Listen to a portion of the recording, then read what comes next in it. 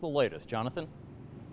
Matt, that could be the problem right here. The state still has not released the 180 names of the people here in Scott County who may have committed voter fraud, but you may still be wondering how something like this could actually happen. Well, folks, it may have to do with this voter registration form. However, some of the people who may be filling this out and checking yes may not be U.S. citizens.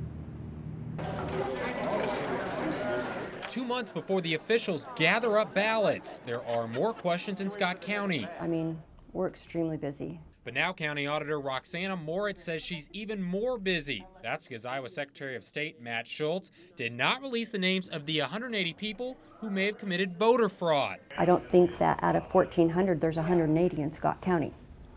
I can't even fathom that. But what's interesting, Moritz thinks some may have committed voter fraud mistakenly. It's really easy. Someone gives them a registration form. They don't read the last question that says, are you a U.S. citizen? They answer yes and sign. It's question number 6 on Iowa's voter registration form, a form that some residents get before they are U.S. citizens. I will try to remind the client that they're not eligible to register to vote until they become citizens. That's where immigration counselor Griselda Garnica comes into play. Under law, only U.S. citizens can vote in elections. Legal residents cannot. On their citizenship application, they will ask, have you ever registered to vote?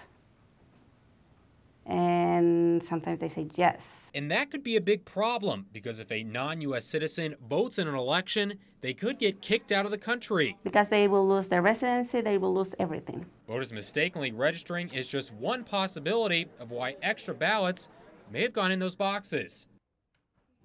Now again, Moritz believes this number here in Scott County is much smaller than 180. Also, the state is currently applying for a system, Matt, which would determine whether or not the people voting are actually U.S. citizens.